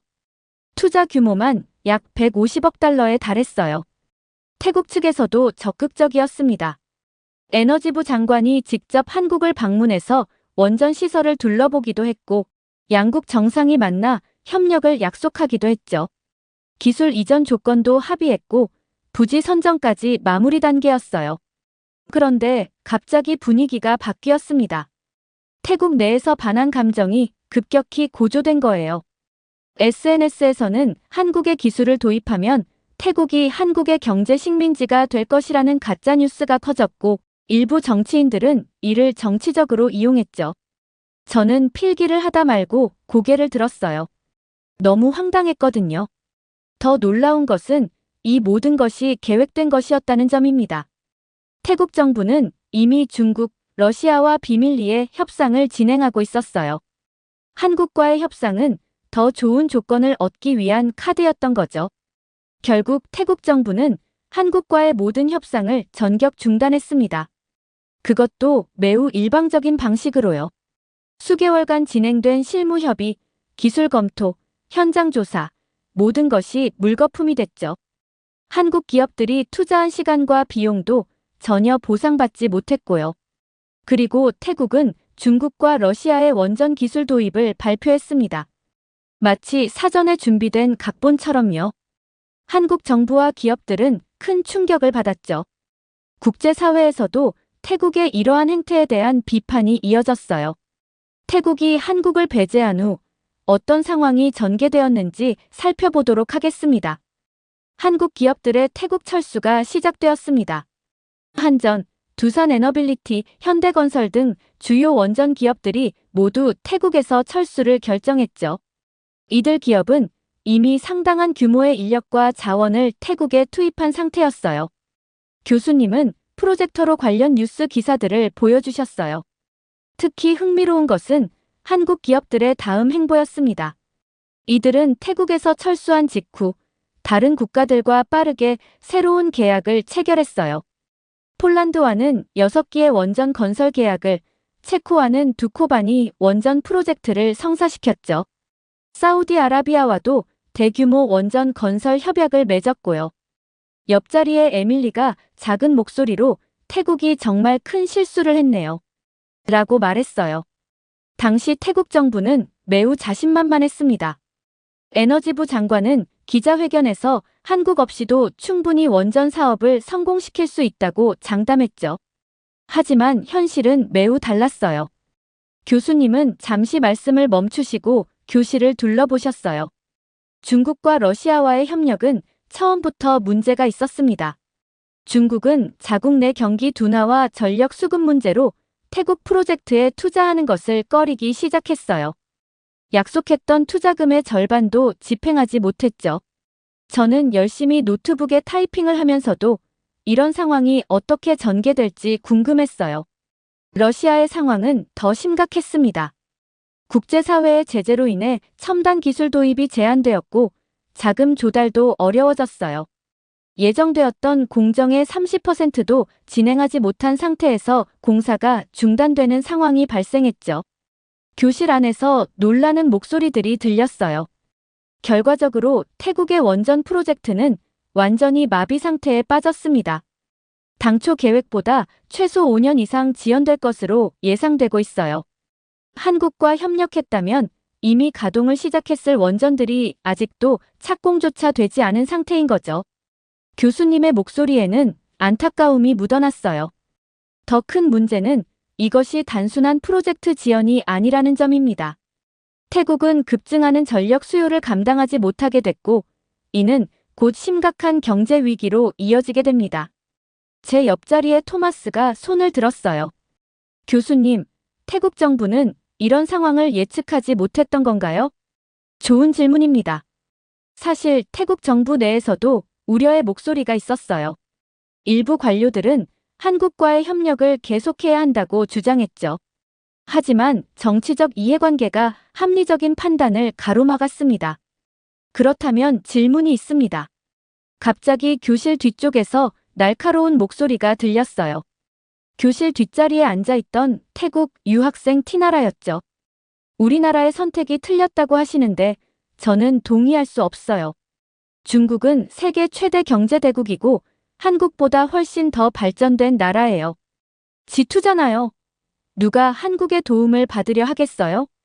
티나라의 목소리에는 분노와 자존심이 섞여 있었어요. 교실의 분위기가 순식간에 차가워졌죠. 아, 티나라가 흥미로운 지점을 짚었네요. 그럼 원전 기술에 대한 객관적인 데이터를 한번 살펴볼까요? 교수님은 프로젝터를 켜고 통계 자료를 띄우셨어요. 먼저 원전 가동률을 보겠습니다. 한국의 원전 가동률은 평균 92.4%로 세계 1위예요. 반면 중국은 76.8%에 머물러 있죠. 안전성 측면에서도 한국의 APR-1400은 미국 원자력규제위원회의 설계 인증을 받은 반면 중국의 원자로는 아직 받지 못했습니다. 티나라의 얼굴이 점점 굳어갔어요. 더 중요한 건 건설 경험입니다. 한국은 UAE 바라카 원전을 예산과 공기를 모두 준수하며 성공적으로 완공했어요. 하지만 중국이 파키스탄에서 진행 중인 원전 사업은 4년째 지연되고 있죠. 비용은 당초 예산의 2배를 넘어섰고요. 티나라는 자리에서 부들부들 떨기 시작했어요. 마지막으로 기술 자립도를 보면 한국은 원전 설계부터 건설, 운영까지 모든 과정을 자체 기술로 해결할 수 있습니다. 반면 중국은 아직도 핵심 부품의 40%를 수입에 의존하고 있어요. 교실은 완전히 침묵에 빠졌어요. 티나라는 얼굴이 붉어진 채 고개를 숙였죠. 감정적인 판단이 아닌 이런 객관적인 데이터를 보면 태국의 선택이 왜 실수였는지 이해할 수 있을 겁니다. 티나라는 더 이상 아무 말도 하지 못했어요. 그저 책상을 노려보며 입술을 깨물 뿐이었죠. 객관적인 사실 앞에서 그녀의 감정적인 주장은 힘을 잃어버렸답니다. 그리고 최근 태국의 대홍수 사태를 보면 더욱 안타깝습니다. 교수님이 새로운 슬라이드를 보여주셨어요. 지난달 태국 방콕과 주변 지역에 기록적인 폭우가 쏟아졌죠. 배수시설과 전력 인프라가 모두 마비되는 심각한 상황이었어요. 이때 태국 정부는 중국과 러시아에 도움을 요청했습니다. 교수님의 표정이 씁쓸해졌어요. 하지만 두 나라의 반응은 태국 정부의 기대와는 달랐어요. 중국은 자국의 경제 문제를 핑계로 지원을 미뤘고 러시아는 아예 응답조차 하지 않았죠. 결국 태국은 혼자서 이 위기를 버텨내야 했습니다. 저는 노트북 타이핑을 멈추고 교수님의 말씀에 집중했어요. 반면 2011년 태국 대홍수 때를 떠올려 보면 상황이 매우 달랐습니다. 당시 한국은 즉각적으로 배수 펌프와 전문 인력을 파견했고 한국전력은 침수된 변전소를 48시간 만에 복구했죠. 삼성물산과 현대건설은 자사 장비를 무상으로 지원했고요. 잠시 교실이 조용해졌어요. 티나라는 고개를 더 깊이 숙였죠. 수자원 전문가들은 입을 모아 말합니다. 만약 한국 기업들이 태국에 남아 있었다면 이번 홍수 피해는 훨씬 적었을 거라고요. 한국은 몬순 기후에서 수십 년간 전력 인프라를 운영해온 경험이 있거든요. 교수님은 잠시 말씀을 멈추시고 교실을 둘러보셨어요. 특히 태국처럼 연중 강수량이 많은 나라에서는 한국의 전력 시스템이 최적의 선택이었을 겁니다. 한국의 원전과 전력망은 홍수나 태풍 같은 극단적 기후 상황에서도 안정적으로 작동하도록 설계되어 있거든요. 중국이나 러시아의 시스템은 이런 조건에서 충분히 검증되지 않았죠. 저는 옆자리의 에밀리와 눈을 마주쳤어요. 둘 다 같은 생각을 하고 있는 것 같았죠. 정치적 판단이 어떻게 한국가의 미래에 영향을 미칠 수 있는지 오늘 수업은 그 현실적인 예를 보여주고 있었으니까요. 이제 태국이 직면한 더 심각한 문제를 살펴보도록 하겠습니다. 2024년 초 태국은 역사상 최악의 전력난을 겪게 됩니다. 특히 1월 말 방콕에서 발생한 대규모 정전 사태는 충격적이었죠. 도시 전체가 완전히 마비되었어요. 교수님은 방콕의 정전 상황을 보여주는 위성 사진을 띄우셨어요. 한때 불야성을 이루던 도시가 완전히 어둠에 잠긴 모습이 충격적이었죠. 이 정전 사태는 단순한 불편함 이상의 문제를 일으켰습니다. 방콕 인근의 7개 산업단지에서 공장 가동이 전면 중단되었고 이는 곧바로 수출 위기로 이어졌어요. 태국의 주력 산업인 자동차 부품과 전자제품 생산이 크게 차질을 빚었죠. 학생들은 숨죽여 교수님의 설명을 들었어요. 이것은 도미노 효과를 일으켰습니다. 2024년 2월부터 외국 기업들의 대규모 철수가 시작됐어요. 일본 기업들이 먼저 움직였죠. 제조업체 47개사가 한 달 만에 태국을 떠났어요. 미국과 유럽 기업들도 뒤를 이었고요. 티나라는 고개를 푹 숙인 채 손톱을 깨물고 있었어요. 더 아이러니한 것은 한국 기업들의 행보였습니다. 한때 태국이 거절했던 그 기업들이 이제는 베트남과 인도네시아에서 대규모 프로젝트를 성공적으로 진행하고 있어요. 삼성전자는 베트남에 150억 달러 규모의 새로운 생산 단지를 설립했고 현대자동차는 인도네시아에서 전기차 생산을 시작했죠. 저는 이 모든 상황이 마치 영화의 한 장면 같다고 느꼈어요. 방콕의 상업 중심가도 큰 타격을 입었습니다. 대형 쇼핑몰들이 영업시간을 단축했고 호텔들은 객실 운영을 60%로 제한했어요. 관광객 수는 전년 대비 40% 감소했죠. 태국의 경제 성장률은 마이너스 2.8%를 기록했습니다. 교수님은 태국 시민들의 일상을 담은 사진들을 보여주셨어요. 실업률도 심각한 문제였습니다. 2024년 3월 기준 실업률은 12%를 기록했어요. 특히 청년 실업률은 23%까지 치솟았죠. 국민들의 분노는 극에 달했습니다. 시민들은 이제 진실을 알게 됐어요. 정부가 한국과의 협력을 거부한 것이 얼마나 큰 실수였는지를요. SNS에서는 우리의 미래를 망친 건 정부다라는 해시태그가 확산됐고 거리에서는 시위가 끊이지 않았습니다. 이제 태국의 정치적 혼란 상황을 살펴보도록 하겠습니다. 교수님이 새로운 슬라이드를 보여주셨어요. 상황이 심각해지자 방콕 시내는 연일 대규모 시위로 뒤덮였습니다. 시민들은 패통탄 친나와 총리의 정책 실패를 규탄하며 거리로 쏟아져 나왔어요. 특히 시위대의 주장이 매우 구체적이었다는 점이 인상적이었죠. 교수님은 시위 현장의 사진들을 보여주셨어요. 수많은 시민들이 들고 있는 피켓에는 한국과의 협력을 왜 거부했나? 우리의 미래를 돌려내라. 그 같은 문구들이 쓰여 있었죠. 시위의 규모는 점점 커져갔습니다. 방콕뿐만 아니라 치앙마이, 푸켓, 파타야 등 전국 각지에서 시위가 발생했어요. 특히 주목할 만한 것은 시위대의 구성이었습니다. 학생, 회사원, 자영업자, 심지어 고령층까지 모든 계층이 하나가 되어 정부를 규탄했죠.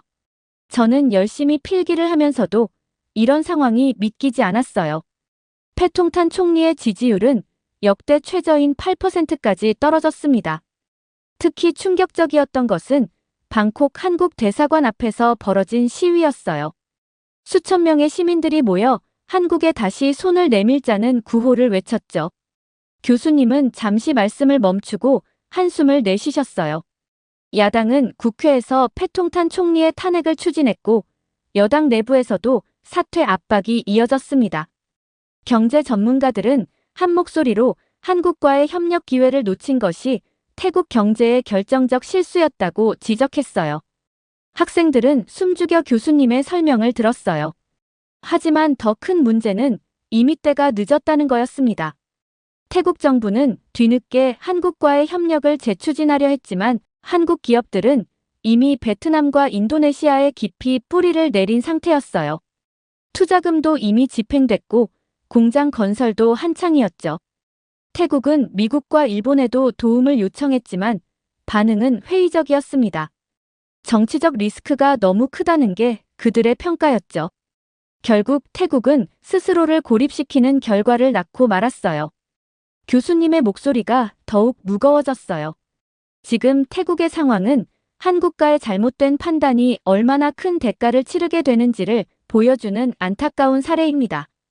단순한 경제적 손실을 넘어 국민들의 신뢰와 미래에 대한 희망까지 잃어버렸거든요. 강의실은 무거운 침묵에 빠졌어요.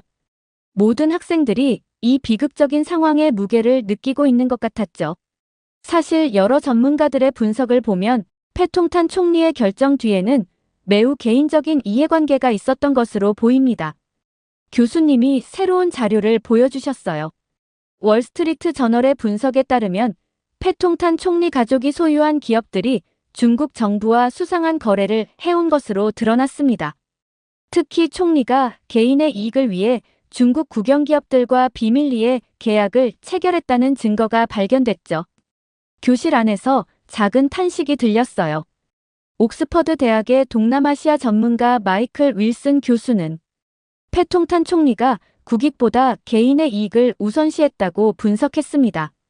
한국과의 원전 협력은 투명한 입찰 과정을 거쳐야 했지만 중국과의 거래는 이런 과정 없이 비밀리에 진행될 수 있었거든요. 더 심각한 것은 태국 경제학자들의 분석입니다. 총리 가족 소유의 기업들이 중국 프로젝트를 통해 약 20억 달러의 이익을 얻은 것으로 추정됐어요. 반면 태국 국민들은 전력난과 경제 위기의 고통을 겪어야 했죠. 교수님의 목소리에는 안타까움이 가득했어요. 한 지도자의 사익 추구가 어떻게 국가 전체의 미래를 망칠 수 있는지를 보여주는 너무나 뼈아픈 사례였으니까요. 자, 오늘 수업의 마지막 부분으로 넘어가 보겠습니다. 교수님이 칠판을 정리하시며 말씀하셨어요. 지금까지 우리는 태국의 전력난과 경제 위기, 그리고 이로 인한 정치적 혼란까지 살펴보았습니다. 이제 여러분들에게 질문을 던지고 싶은데요. 이 사례에서 우리가 배울 수 있는 교훈은 무엇일까요? 교실은 잠시 침묵에 빠졌다가 여기저기서 손이 올라갔어요.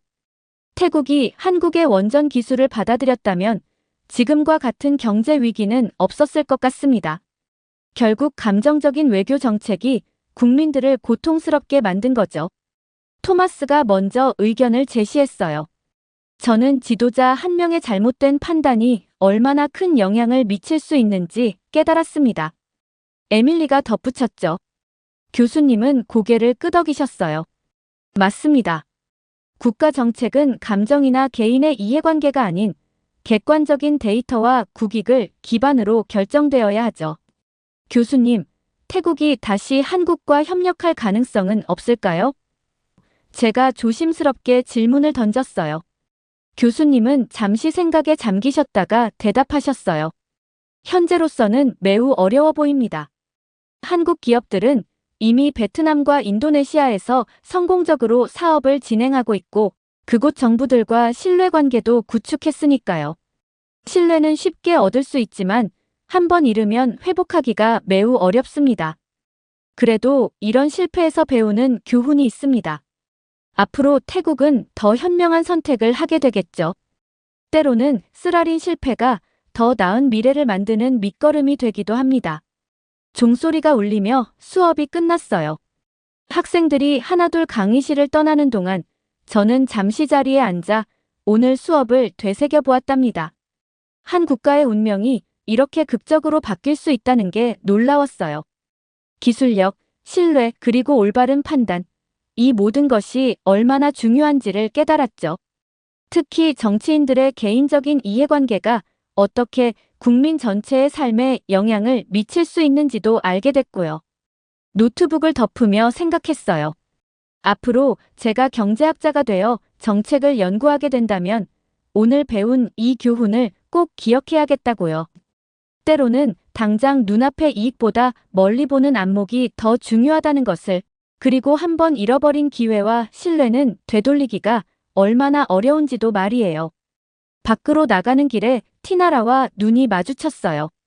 그녀의 눈에는 슬픔이 가득했지만 동시에 무언가를 깨달은 듯한 결연한 표정도 보였답니다.